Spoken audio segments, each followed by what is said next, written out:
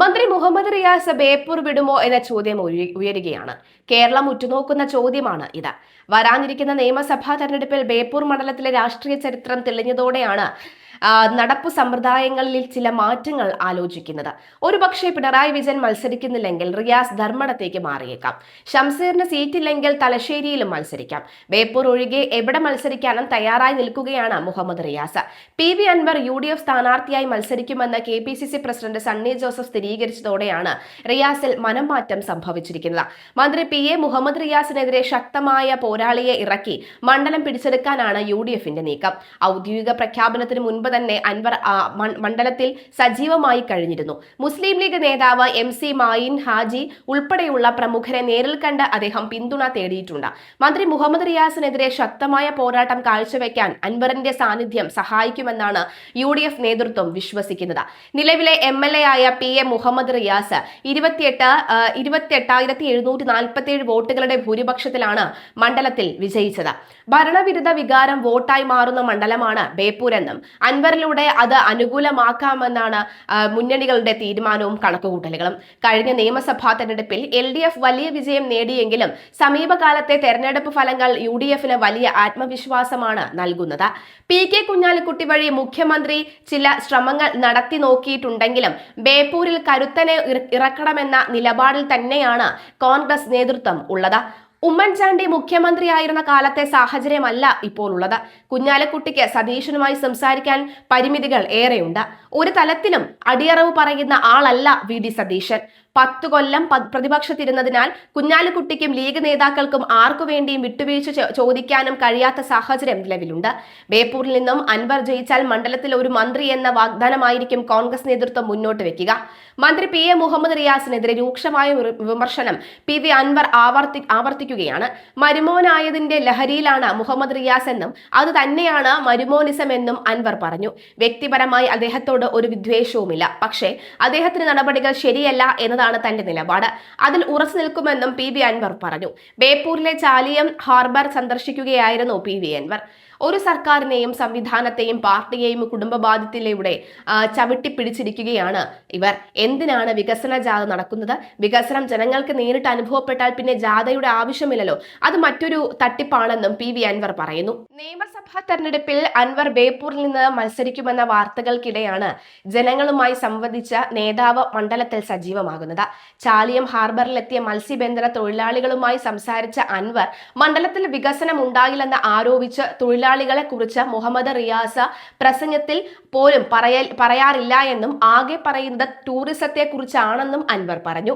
അതേസമയം മണ്ഡലത്തിൽ വികസന ജാഥ നടത്തി കള്ളം നിറയ്ക്കുകയാണ് PA മുഹമ്മദ് റിയാസ്.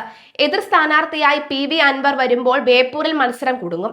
നേതാക്കൾ കളത്തിലിറങ്ങിയതോടെ സ്ഥാനാർത്ഥി പ്രഖ്യാപനത്തിന് മുൻപ് തന്നെ ബേപ്പൂരിൽ പ്രചരണാവേശം ശക്തമായിരിക്കുകയാണ്.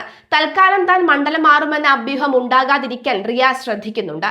അതിനാൽ റിയാസ് ബേപ്പൂരിൽ സജീവമായിരിക്കുകയാണ്.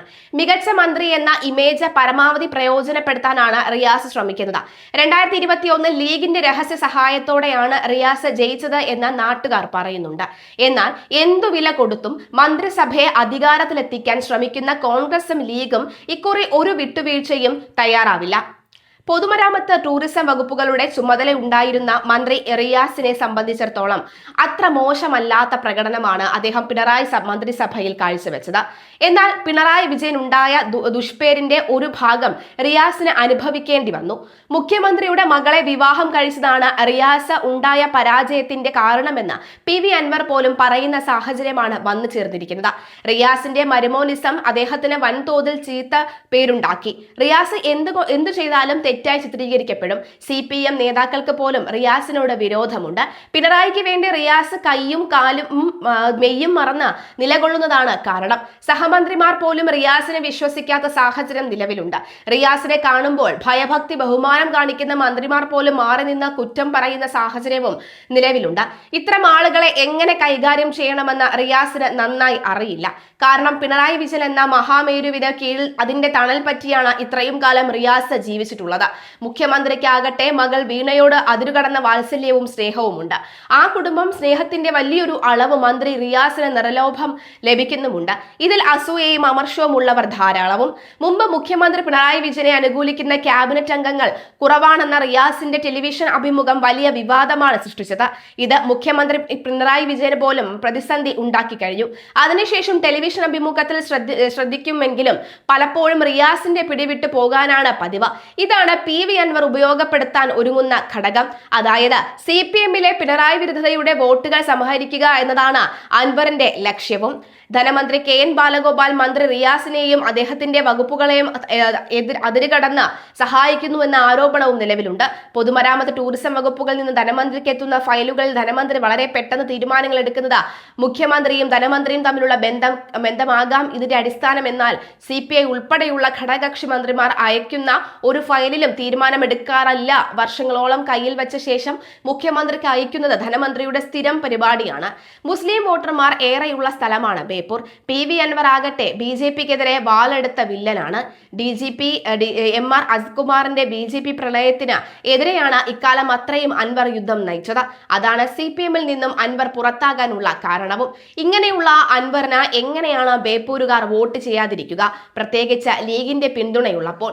മുൻ നിലമ്പൂർ MLA PV അൻവറിനെ അസോസിയേറ്റ് അംഗമാക്കാൻ UDF ഏകോപന സമിതി യോഗം തീരുമാനമെടുത്തതിന് പിറകെയാണ് വിവിധ ഇടങ്ങളിൽ ഫ്ലക്സ് ബോർഡുകളിൽ പ്രത്യക്ഷപ്പെട്ടത്. ബേപ്പൂർ ബസ് സ്റ്റാൻഡിന് സമീപത്തും പാർക്കിനോട് ചേർന്നും ബോർഡുകൾ പ്രത്യക്ഷപ്പെട്ടു. PV അൻവറിന് ബേപ്പൂരിന്റെ മണ്ണിലേക്ക് സ്വാഗതമെന്നാണ് ബോർഡുകളിൽ എഴുതിയിരിക്കുന്നത്. മുഖ്യമന്ത്രി പിണറായി വിജയനും മന്ത്രി PA മുഹമ്മദ് റിയാസിനും എതിരെ PV അൻവർ തുടർച്ചയായ വിമർശനങ്ങൾ ഉന്നയിച്ചിരുന്നു. കോഴിക്കോട് കേന്ദ്രീകരിച്ച മിനി ക്യാബിനറ്റ് പ്രവർത്തിക്കുന്നുണ്ടെന്നും അതിന് നേതൃത്വം നൽകുന്നത് മുഹമ്മദ് റിയാസ് ആണെന്നുമായിരുന്നു അൻവറിന്റെ പരാമർശം. ഏഷ്യനെറ്റ് ന്യൂസിന്റെ പോയിന്റ് ബ്ലാങ്ക് പരിപാടിയിൽ മന്ത്രി PA മുഹമ്മദ് റിയാസ് നടത്തിയ പ്രതിച്ഛായ പരാമർശം മന്ത്രി റിയാസിന് പണ്ടേ തിരിച്ചടിയായിരുന്നു. ഇയാൾ ആര് ഇങ്ങനെയൊക്കെ സംസാരിക്കാനെന്ന പൊതുവികാരമാണ് പാർട്ടി നേതാക്കൾക്കും പ്രവർത്തകർക്കും ഉണ്ടായത്. എല്ലാവരും റിയാസിനെതിരെ ഒറ്റക്കെട്ടായി അണിനിരക്കുന്നു എന്ന ഒരൊറ്റ നോട്ടം മാത്രമാണ് അദ്ദേഹത്തിന് ഉണ്ടായിരിക്കുന്നത്. പ്രതിച്ഛായ ഓർത്ത് മന്ത്രിമാർ അഭിപ്രായം പറയാൻ മടിക്കരുതെന്നും മുഖ്യമന്ത്രിക്കെതിരായ ആക്രമണം പ്രതിരോധിക്കാൻ മന്ത്രിമാർക്ക് ബാധ്യതയുണ്ട് എന്നുമായിരുന്നു മുഹമ്മദ് റിയാസിന്റെ പരാമർശം. രണ്ടാം ദിവസം സർക്കാർ 2 വർഷം പൂർത്തിയാക്കിയ പശ്ചാത്തലത്തിൽ മന്ത്രിമാരുടെ പ്രവർത്തനത്തെക്കുറിച്ചുള്ള ചോദ്യത്തിനുള്ള മറുപടിയായിരുന്നു റിയാസിന്റെ പരാമർശം. വർഷം 4 ആയെങ്കിലും സ്ഥിതിയിൽ ഒരു മാറ്റവും ഉണ്ടായിട്ടില്ല. മന്ത്രിമാർക്ക് അഭിപ്രായ പ്രകടനത്തിന് എന്തെങ്കിലും നിയന്ത്രണമുണ്ടോ, വിവാദ വിഷയത്തിൽ മുഖ്യമന്ത്രിയെ പ്രതിരോധിക്കുന്നതിൽ മന്ത്രിമാർ മടി കാണിക്കുന്നുണ്ടോ തുടങ്ങിയ ചോദ്യങ്ങൾക്കായിരുന്നു റിയാസ് വിശദമായ മറുപടി നൽകിയത്.